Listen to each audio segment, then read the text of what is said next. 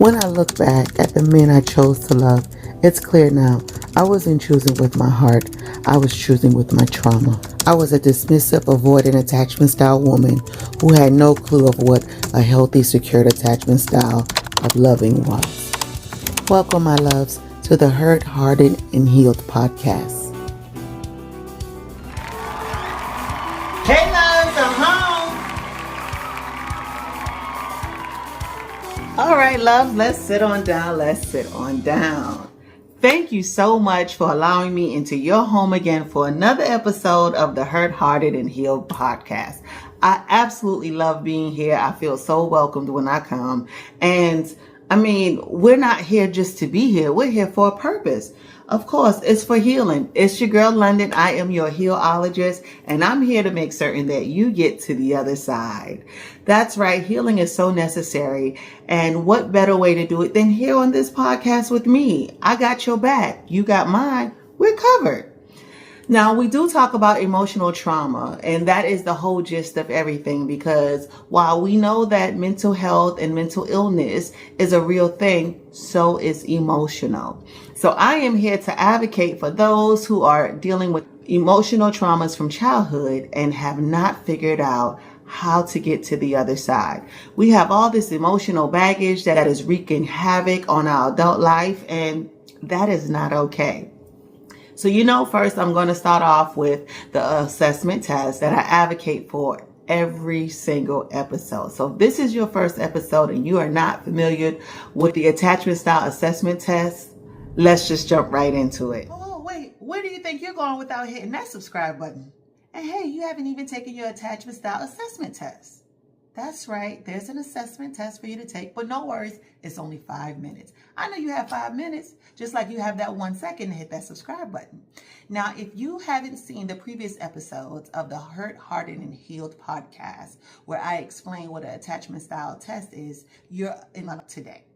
It is basically a specific questionnaire that asks questions to determine whether you are secured emotionally or unsecured. Now, when I say unsecure, I don't mean insecure. There's a difference. Trust me. But knowing your emotional status is very important. Just as important as taking care of your mental health.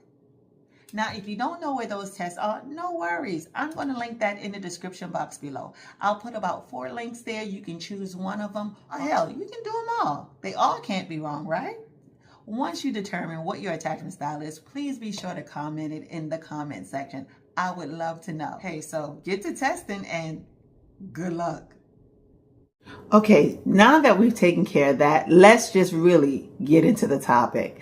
This topic is so important, and it's probably one of the topics that I probably should have had somewhere in the beginning. But, they say hit the ground running, and so that's what I did. But I want to pump the brakes a little bit and touch on not only just the necessity of healing and how to heal, but where to start, right? So before I spoke a lot about going back into your childhood and thinking about the incidents and experiences that you had and those triggers and learning what those triggers are so that you're not easily triggered or not triggered at all. And this is a possible thing. Once we identify with the things that have thrown us off track, we're able to get on track and stay on track, right? We're not easily moved. We're not easily upset. We're not easily annoyed. And this is very important to have healthy relationships, both with your partner, your peers, your parents, your family and friends. It's a necessity.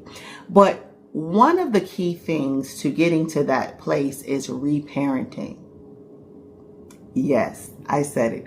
Reparenting. And what I mean by reparenting is that you have to reparent yourself, because you can't go back into your childhood and bring everybody back there with you and start it all over again, right? There are things that you didn't know in childhood that you now know as an adult, and maybe a lot of the decisions that you made would have been a hell of a lot different had you understood what was going on. But that was outside of your control. When we're growing up as children, we don't have a lot of responsibility for ourselves, if any at all. So a lot of what happens to us is by way of our parents or our caregivers. Well, going back into that childhood, and as I said, we're going back to save the child. We're going back to restore the child that's within. The only person that can do that is you. And you have to do that by reparenting you. This is a thing. Seriously, reparenting you means that all those bad behaviors, all those incidents, all those situations that happened, you have to now identify with it and not make it make sense, make it better. Some things will never make sense. Some things will never be sensible. It will never be okay. However, you do have the power to redirect the outcome of that situation. And that's what reparenting is. Not only do you reparent yourself, but once you reparent yourself, you become a better parent overall as well. Now you're able to not only break generational curses, but you're able to now be a more healthier parent for your children and your offsprings. Now, reparenting sounds like a whole lot of different things. I'm sure you're wrapping your mind around the thought of reparenting yourself and how is that possible. But one is first identifying with the things that happen. And there's going to be things that happen that you don't even remember. They're so far early on into childhood that maybe you weren't of age. Maybe you were 2, maybe you were 3. You weren't verbal at that time. You know, these were just experiences, whether it was being left like in a car seat for hours on end. You know, I've been to people's houses where, you know, the baby didn't cry. The baby did a lot of self-soothing. They weren't cranky or anxious or irritable. So they just sat, they looked around, they just kind of cooed and maybe talked to themselves. They sucked on their toes or their fingers. But for the most part, they were a pretty relaxed baby. But in doing so, they didn't have a lot of interaction. You know, almost like that. If it ain't broke, don't fix it. Don't touch her. Don't touch him. They're doing good. They're not crying. I'm able to get some things done. Well, that is a little bit of a form of neglect. And while people say, oh, well, you don't want to spoil a baby, you don't want to spoil a child, it's a little weird to say when it comes to infants and toddlers and just young children. They need reassurance. They need connection. They need interaction. And it starts with parenting. So when a child lacks that very early on, either because they are well behaved or are just as interactive, it plays out later on in life when they become school age, when they graduate high school, when they enter college, or when they enter the work field. They end up having those detachment style issues because there was no attachment created early on. And I'm talking about a healthy attachment now. I'm not talking about the mom that got the baby on her hip 24 hours a day because the baby won't stop crying. And I'm not speaking about that, but just general interaction, talking with the baby, touching on the baby, playing with the baby, things of that sort. So these may be traumas that were being established that you don't remember because you were too young to remember. But we can talk about the traumas that you do remember. So some of the traumas that you may remember might be traumas like having a very strict household that you grew up in. Maybe you weren't able to go out as much or do things like sporting events at the school or stay for an after school program. Maybe you went to church religiously, like 3-4 times a week. Maybe there wasn't a lot of outside playing or a lot of interaction like with neighbors or just outside sources. There weren't a lot of stimulants outside of the actual home. Maybe it was maybe the home was dark and dank and a little dreary. Maybe it was very somber. Or maybe it was the complete opposite. Maybe there was always something going on. Maybe there was always siblings fighting. Maybe there was your parents always arguing or your granny always complaining about what grandchild got dropped off and who didn't come pick up who and help this one and help that one. Maybe it was always loud and there was a lot of traffic in and out, and there were always friends of the family that was over to the house. Maybe there was just a lot of activity and a lot of overstimuli that created this sense of anguish and a need to be alone or a need to be surrounded. But all these things make a difference. And so how you were parented individually in that environment really speaks to the person that you are today. And this is provided that you have not had any impactful changes to help you push through those traumas. Now, some people have reached adulthood and they've worked those things out, whether it be through counseling, through prayer, a combination of the two, or just the sheer desire to just be different from what your experiences were. But reparenting basically is you looking at what went wrong and what you understand to be right. And that starts with first forgiving your parents, whether they were absent, present, sober, abusive, whatever the gist is, forgiving them. Forgiving them for taking their own traumas out on you. Because whatever a parent did that could be vile really speaks deeply and wholeheartedly to the childhood and the traumas that they experience. Does that make it right? Absolutely not. They have to deal with their own demons. But it does tell you that you were dealing with somebody who was unstable. They were not making selfish decisions in the best interest of you. Now, there are parents on the flip side that did absolutely the best that they could with what they understood to be right or to be normal. I had a client one time, and this story is going to always stick with me. She was talking to me about, I can't remember if it was a relative or just a story that she had heard, but it was one Thanksgiving, and this family, this mom, the matriarch of the family, she was going to prepare Thanksgiving. And so while some family members were going to bring dishes over, she was going to do the bulk of the cooking as she did every year. Well, as she was getting older, the weight of this responsibility got to be a lot. And so she asked her daughter to come over early and kind of help with the preparation of the Thanksgiving meal, to which her daughter agreed. Well, when they got there, or when the daughter got there, the granny told her, well, I have this taken care of. What I need you to do is start on the ham. So granddaughter says, the daughter says, no problem. Show me how you want me to prepare it. What do you want me to do? So she hands her this oven roasting dish and she says, I want you to cut the front and the back end off the ham. And so the daughter goes to get a serrated knife to do so. And then she pauses and she says, why am I cutting off the front and the back end of the ham? And so her mom says, just do it. And she's like, well, I don't have a problem doing it. I'm just asking, why am I doing it? And she's like, what's the issue? She said, there's no issue. I was just wondering if there was a rhyme or reason as to why you want me to do this. Because when I prepare ham at home, if there is some ingenious reason for doing this, I would like to know what that is. So her mom, a little bit baffled, didn't really have a reason other than her mom did it that way. She says, well, it's an old tradition. My mom did it that way. Her mom did it that way. And I'm just passing it down to you. So the daughter says, so there's no specific reason. We're just cutting it off because this is traditionally what you do. And her mom was like, just cut the ham. So she does. She cuts the ham. She puts it in the oven dish and she places it in the oven.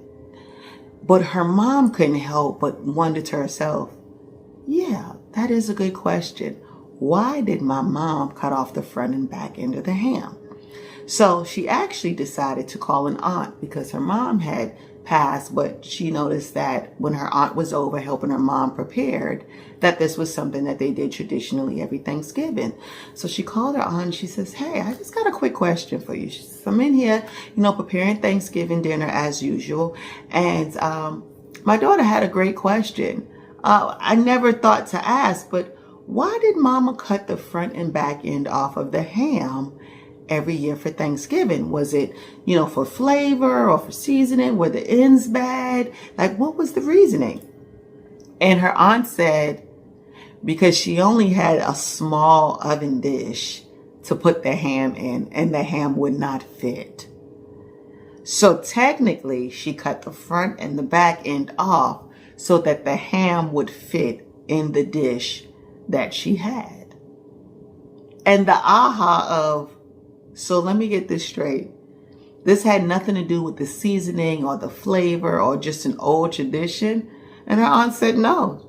The dish she had simply was just too small.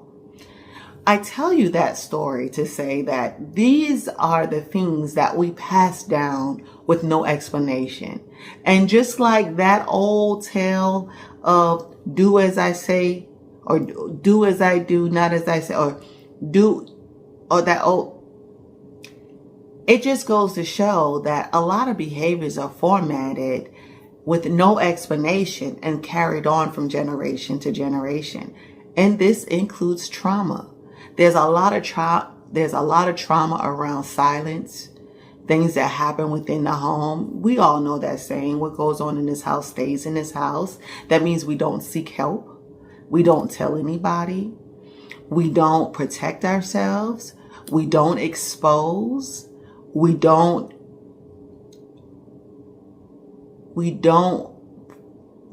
request accountability. We don't punish. And then there's no retribution. So you stay silent about experiences and things that happen. And then it just goes on as though it doesn't exist. And you carry that. There is so many things that happen from miscommunication where there was no explanation given. If you came from a time where you didn't ask questions, you just did it, much like the story that I spoke of, then you had a lot of misleading and a lot of misinformation. You were misinformed about a lot of things to do, even with something as simple as hygiene, right? With every generation, new things come out. Things are done differently. They're not done the old way that they used to do. They're not done the same as times before. Yet we still pass these behaviors down. And so now we're having to reformulate all that we believe to be true, all that we believe to be right, and even things that we knew to be wrong.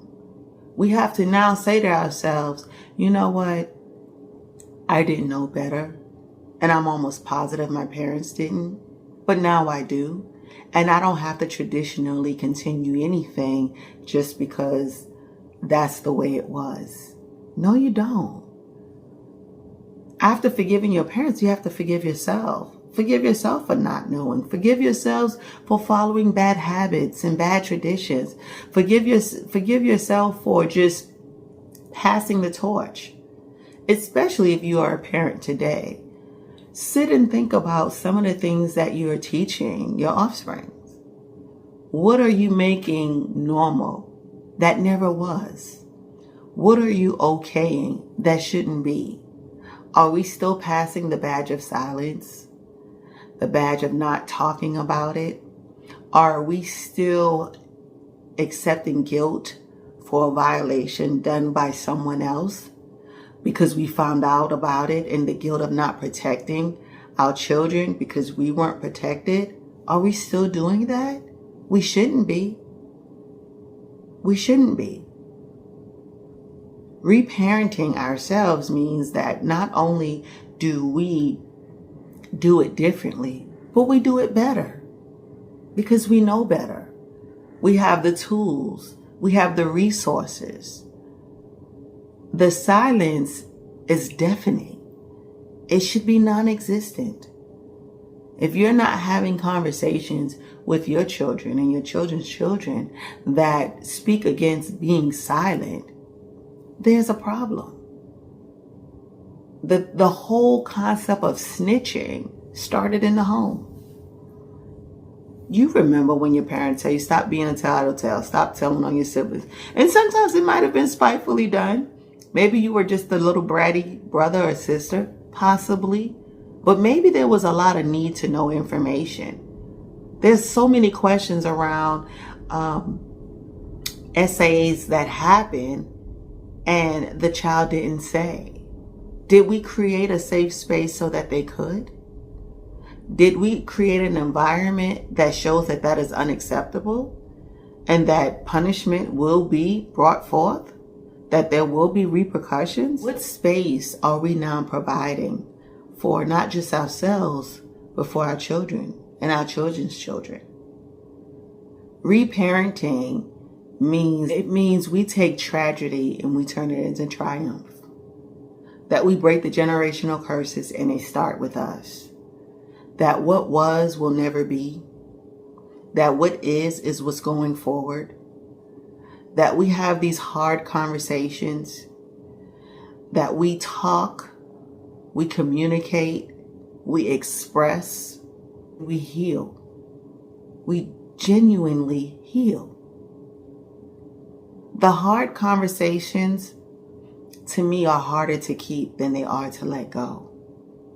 But we also have to be able to have those conversations with people who are open to have those conversations. So where do we start? With us.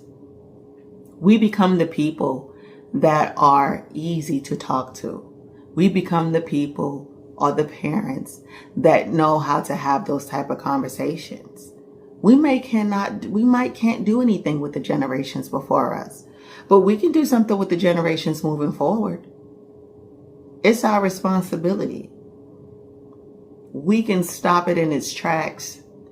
We can call it quits. We could remove the stigma of it just is what it is. That's the way that it was. Not anymore. When we start to break cycles of emotional trauma, then we can break the cycles of physical trauma and mental trauma and sexual trauma. We can create a safe space where emotionally our children can come and have the necessary conversations that are needed before anything else happens. Because before physical, verbal, sexual, mental assault starts, it generally starts brewing emotionally. People are tapped into emotional disconnects, emotional cutoff, emotional clinginess, emotional insecurities, and predators prey on that. They take advantage of that. Before they ever actually pounce, it starts emotionally. This topic got heavy very, very quickly. When it comes to parenting, it is such a deep topic. I think it's deeper than just romantic relationships, because these are individuals that have been in your life all your life. Whether it's your children and you've been in their life since the beginning, or your parents who have been in your life since your beginning. It's a heavy thing to carry. And sometimes forgiveness is just not as easy as it seems. But it's doable. It's possible. It's time to have these conversations. Ask your children, how do they identify with abandonment and what that means? What about neglect or rejection? Abandonment may be a large term for a 5-year-old, but with context and description, they can understand what it is that you're asking. Are there times where you feel like I leave you alone? Or where you feel like I'm not here or I'm not supporting you? Are there times where you feel rejected, that I don't see you and that I'm always saying no? Or neglected? Do you feel like I'm not available even when I'm around? Do I seem preoccupied with my phone or with social media or with the TV or just with work? How are you feeling? These are the conversations that get overlooked. Do you feel like when I'm home, I'm not home? Do you feel like I'm present when I'm home? Do you feel like I see you? I notice you? Do you feel like I love you and respect you? Do you think that I care about you? These are necessary conversations to have as soon as the child is able to understand that. But not only that, you have to be able to express in that same way. One is be able to receive the response, but be able to express your views on that as well. Having these conversations with your children opens up a dialogue that you later can have with partners. maybe you can't have these conversations with your parents. Maybe that ship has sailed. Maybe you can. Maybe they aren't able to emotionally tap into how you feel. Maybe they can. But only you can determine that. But you can be emotionally available for your children. You can be expressive and teach them how to be expressive. Teach them how to not only be able to express discord and discomfort, but be able to express distress and not allow it to destroy the little character that they're growing to be. Their personalities are so wrapped around the emotional state that we place them in, which taps into the mental state. When kids are acting out, it's something emotional. They're not just cuckoo for Cocoa Puffs. And I'm not speaking about those who have been diagnosed and may be medicated. I'm not talking about ADHD. I'm not talking about bipolar or schizophrenic. I'm talking about children who are not prescribed to be medicated, but just are dealing with the emotional traumas of life. Where are we in that? I could honestly say my healing came later in life, because I first had to identify that I actually had a problem. I first had to identify with the fact that something was broken, something was off. And while I was being successful in my day-to-day and just natural interactions, something still wasn't clicking. Now, would I have much rather had tapped on that or someone looked into that a lot earlier on in my life? Absolutely. But then had that happened, I probably wouldn't be here in your home talking to you. So I'm going to take the L for the team. I'm okay with that. I'm a better person because of it. All struggle doesn't have to end in strife. It can end in strive. And it's just up to you whether you want to strive or you want to struggle.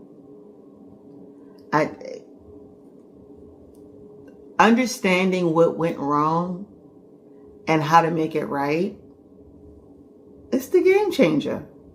It's the beginning. It's the beginning to a whole nother life that you didn't even think that you could have. And creating that space for your children is even better. It's even better. I still have conversations with my children now today. Excuse me. Let me change that. Not children. My youngest is going on 19. My oldest is going on 28. So children where? My young adults. I still have conversations with them to let them know certain things that I feel that I may have in the past suppressed. Very open, very honest, very transparent. My kids probably know more about me than they care to. But I want them to be able to identify with the emotional traumas that I've had. And even sometimes when they still plague me and rear their ugly heads, sometimes it comes back and I am triggered. And I have to say, whoa, wait. You have full control over this situation. You may not have had that as a child, but you do have that as an adult. So you get to win. You get to figure out your end and you get to manifest that. You get to be what God has called you to be and not what the enemy has tried to destroy. You get to be the best version of yourself. One, by forgiving both your parents and yourself. But two, by breaking that cycle. Letting it stop with you. Who wouldn't want to own that title? Generational cycle breaker. Curses don't live with me. So let's talk about some prescription, because that was a dose of a whole lot. So first I'm going to prescribe forgiving your parents, both of them, equally. Not mama more than daddy, not daddy more than mama. Forgive them if they passed too soon. Forgive them if they got strung out. Forgive them if they just up and left. Forgive them if they've never been involved. Forgive them if they've been involved abusively. Forgive them if they abandoned or neglected you. Forgive them for whatever their shortcoming was. Because not forgiving them holds you. It doesn't hold them. Then forgive yourself.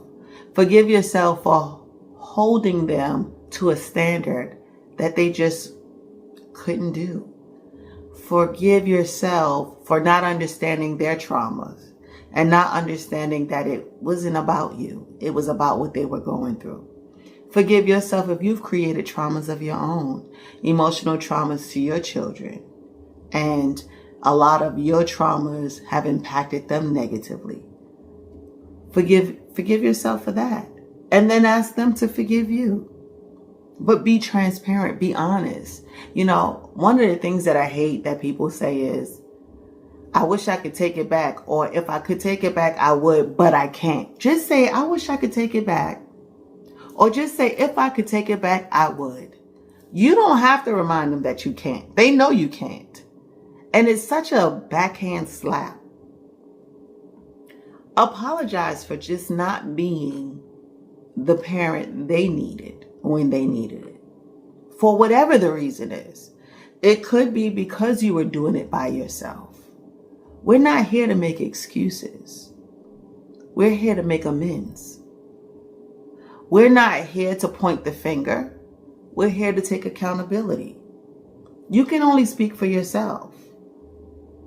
But having that transparent conversation with your child or children is imperative. It's imperative to break the cycle. Because now you're showing them the conversations that they need to have with theirs and the generations to come. So aside from that prescription, because I know you already took your test, and if you didn't take your test, you're getting ready to take your test at the end of this episode. Am I right? Doctor's orders. But you're going to now work on the outcome of that test. Who did that test claim you to be? Are you dismissive? Are you anxious? Are you fearful? Are you secured? That is possible. But who are you? And are we working on that? Are we working on being a more healthy version of ourselves? Because a broken parent only raises broken children. Clock it. So I am not gonna, this topic was a little heavy. So I think I need to get on out of here. Is that my ride I'm hearing? Look at it. They've come to take me home. So I'm getting ready to leave your home and head on back to my home. But I really do want to thank you so much for just tapping in. If for no other reason, just to identify and figure out how to be the best version of yourself. Now, if you have not already subscribed to this YouTube channel, I don't know what you're waiting on. Make certain that when you subscribe that you hit that notification bar, because you want to know every time I upload an episode. Yeah, I know you think you're going to remember, but just in case you don't, that notification is going to put you on blast. So make certain that you hit that little bell right beside that subscribe button so that I can come back to your home same time next week. So without further ado, you know what I'm going to say. Bye, loves.